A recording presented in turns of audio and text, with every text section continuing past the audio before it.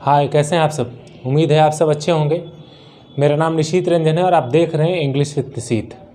60 days के series में आज 12वें दिन आपके सामने फिर से उपस्थित हैं वर्ड्स फॉर को लेके। आइए देखते हैं कि इस वर्ड्स में क्या क्या है। आज का जो हमारा वर्ड है वो पॉलिटिकल बैकग्राउंड का है। पॉलिटिकल बैकग्राउंड मतलब जो पॉलिटिक्स में हम वर्ड का यूज़ करते हैं उन तमाम वर्ड्स के साथ हम आपके सामने हाजिर हैं। तो लेट्स सी कि कौन कौन से वर्ड हैं। पहला वर्ड जो है वो फ्रे है, FRAY। इसका मतलब होता है चुनावी मैदान। चुनावी मैदान में जो लोग खड़े होते हैं उनको कहते हैं। जैसे यहाँ पे एक एग्जांपल मैंने दिया है आपके लिए, ओवर 200 कैंडिडेट्स आर इन फ्रे। मतलब कि चुनावी मैदान में 200 से ज़्यादा कैंडिडेट खड़े हैं, है ना। तो टक्कर बड़ा मजबूत होने वाला है, 200 से ज़्यादा लोग खड़े हैं, दैट इज़। उसके बाद है मैंडेट या वर्डिक्ट। इसका मतलब होता है जनादेश। जब आप जीत के आते हैं तो क्या होता है, मैंडेट उसको कहते हैं। जो लोग जीत के आते हैं उनको कहा जाता है जनादेश मिला है, इनको मैंडेट मिला है। जैसे अभी ममता दीदी जीती हैं, मोदी जी जीते थे, तो ये क्या था, एक मैंडेट था जिसको हम जनादेश कहते हैं, right. That is called mandate, जनादेश। टेक ओथ, जैसे जीतने के बाद जो शपथ लेते हैं, जैसे नीतीश कुमार जीतने के बाद क्या किया, शपथ लिए, तो ये क्या हो गया, टेक ओथ। उन्होंने क्या किया, शपथ लिया, तो टेक ओथ। टेक ओथ के बाद स्वेयर या टू वो, ये दोनों का मतलब ही कसम खाना ही होता है। कसम खाना या शपथ लेना, तो आप किसी का भी यूज़ कर सकते हैं, ठीक है। डिप्लोमेसी, डिप्लोमेसी मतलब होता है कूटनीति। अब कूटनीति मतलब क्या होता है, दो देशों के बीच में क्या होता है कि राजनीतिक समरसता, राजनीतिक बातचीत और उनका जो व्यवहार है दोनों देशों के बीच में, वो कौन तय करता है, वो डिप्लोमेसी ही तय करती है, कूटनीति ही तय करती है। तो वहाँ पे डिप्लोमेट्स होते हैं, है ना। डिप्लोमेट्स लोग होते हैं, मतलब ब्यूरो, वहाँ पे डिप्लोमेट्स होते हैं, वहाँ पे रहते हैं उस देश में, और क्या करते हैं, अपने देश की नीतियों को उस देश में देश के सरकारों को बताते हैं, उनको क्या करते हैं, उनको बताने के काम करते हैं। तो इम्पॉर्टेंट क्या है वहाँ पे, वो क्या होता है, कूटनीति होता है। कभी कभी आप न्यूज़ में सुनते होंगे भारत ने कूटनीति तरीके से किया, तो दैट इज़ कूटनीति। मतलब कूटनीति किस तरीके से, डिप्लोमेसी तरीके से, है ना।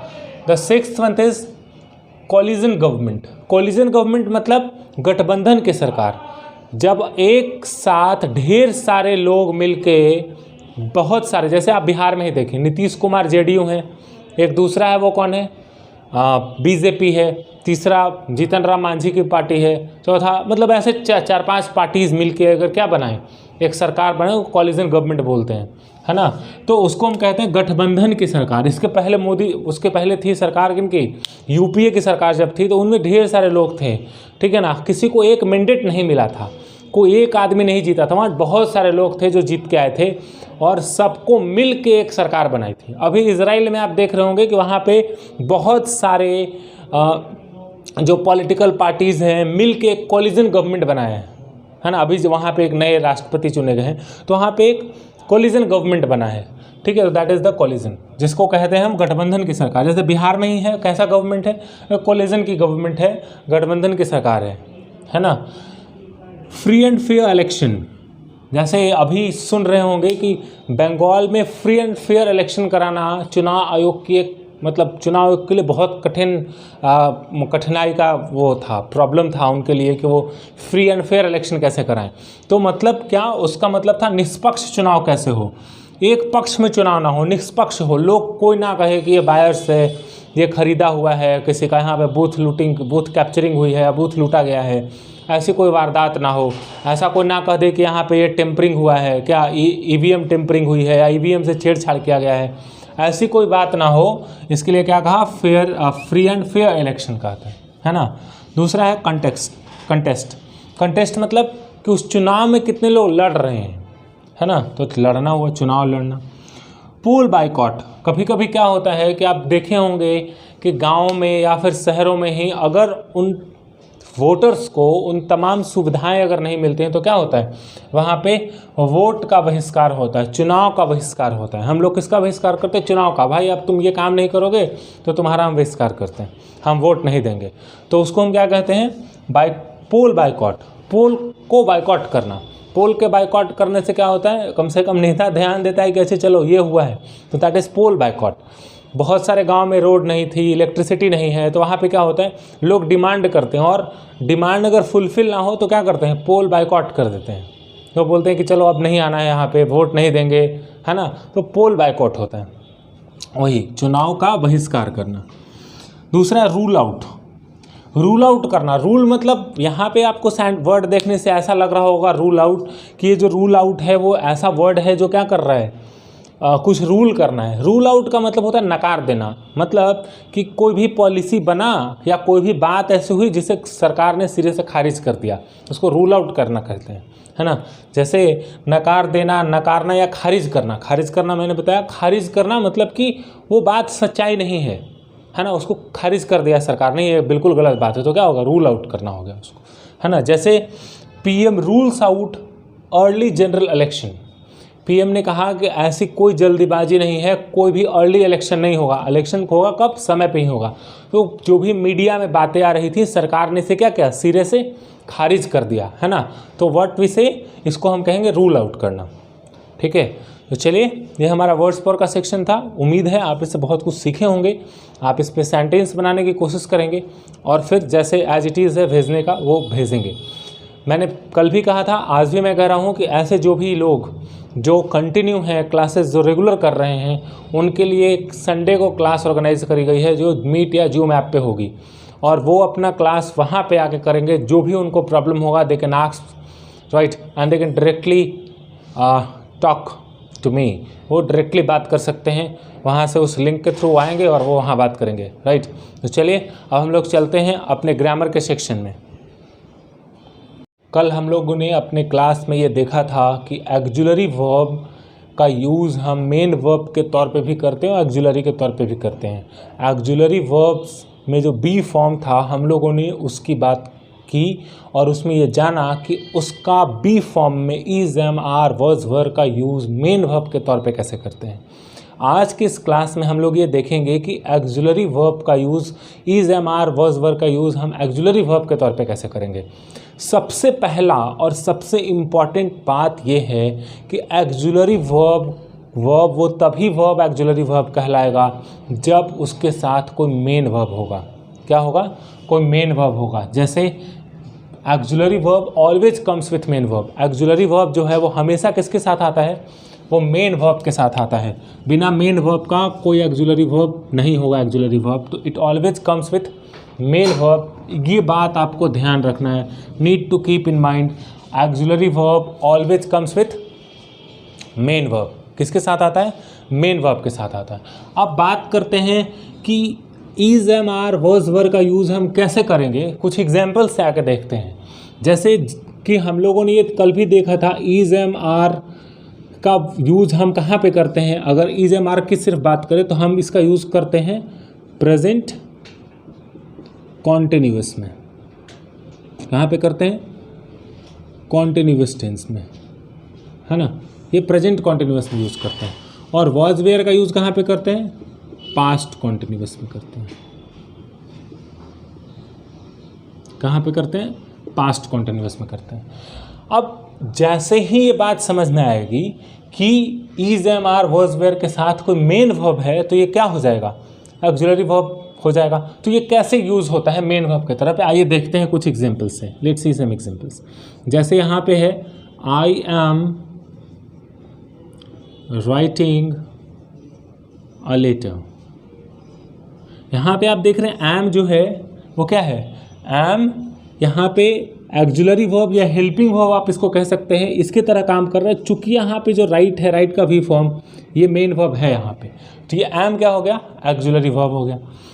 दूसरा एग्जाम्पल देखते हैं, he is going to market.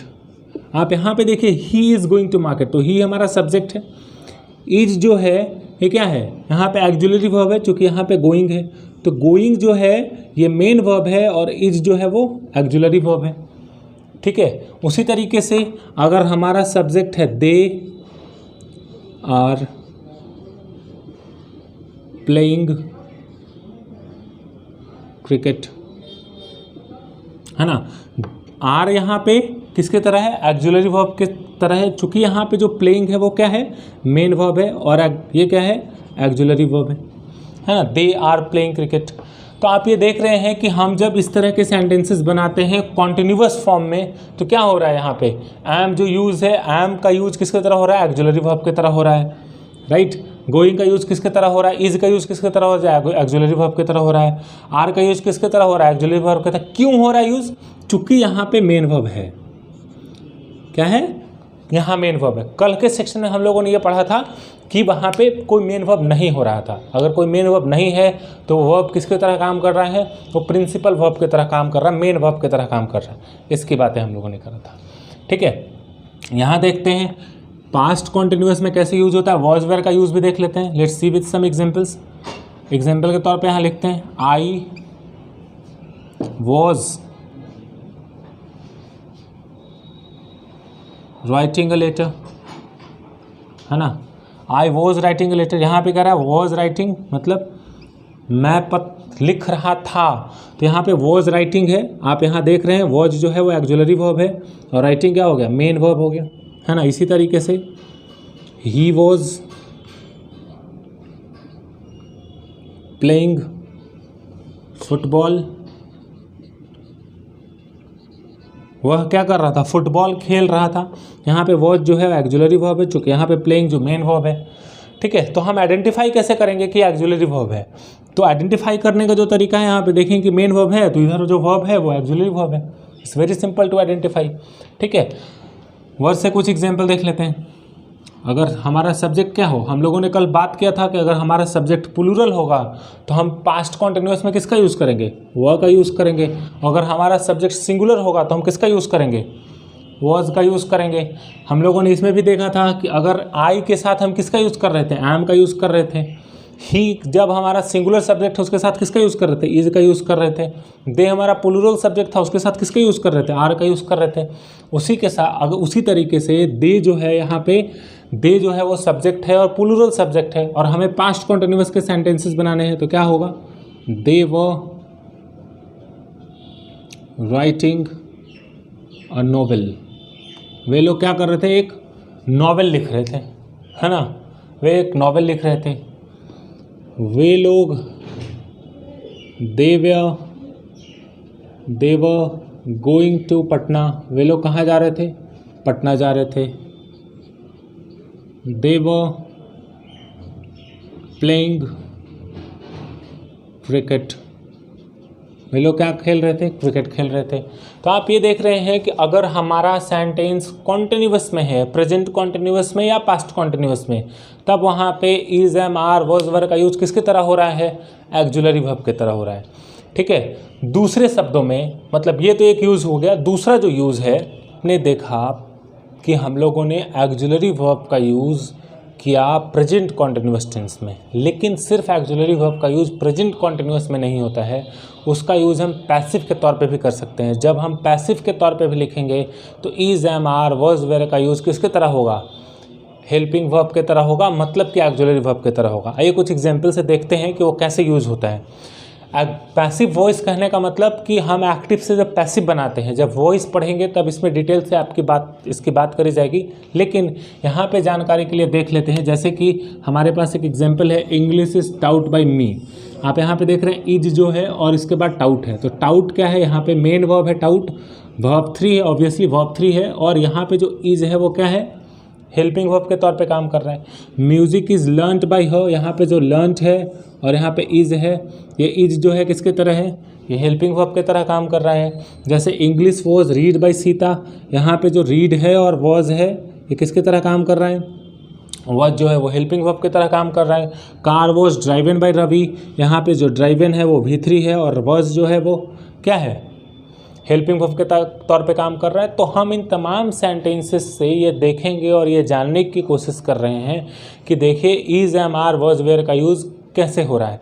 तो इन दो कंडीशंस में is, am, are, was, were का यूज़ हो रहा है किसके तरह, एक्जुलरी वर्ब की तरह। जो हमारा पहला कंडीशन था वो क्या था कि जब हम is, am, are, was, were का यूज़ प्रेजेंट कॉन्टिन्यूअस और पास्ट कॉन्टिन्यूअस में करते हैं तब होता है। दूसरा हमारा जो कंडीशन था वो ये है कि अगर हम पैसिव वॉइस वाले सेंटेंसेस लिखते हैं तो प्रेजेंट और पास्ट में पैसिव वॉइस वाले सेंटेंसेस लिखते हैं, जहाँ पे कि क्या होता है, वहाँ पे हम V3 का यूज़ करते हैं, मेन वर्ब हमारा V3 होता है। तो उन कंडीशंस में भी हम क्या करेंगे, हमारा जो is am are was were होगा वो क्या होगा, वो एक्जुलरी वर्ब के तरह काम करेगा। एक बात बहुत ध्यान रखने वाली है, एक्जुलरी वर्ब तभी कहेंगे या हेल्पी वर्ब तभी कहेंगे, सहायक क्रिया तभी कहेंगे जब उसके साथ कोई मेन वर्ब होगा। अगर उसके साथ मेन वर्ब नहीं है, मतलब is am are was were के साथ कोई अगर मेन वर्ब नहीं है, तो ये काम कैसे करेगा, तो मेन वर्ब के तरह काम करेगा, ना कि एक्जुलरी वर्ब की तरह काम करेगा।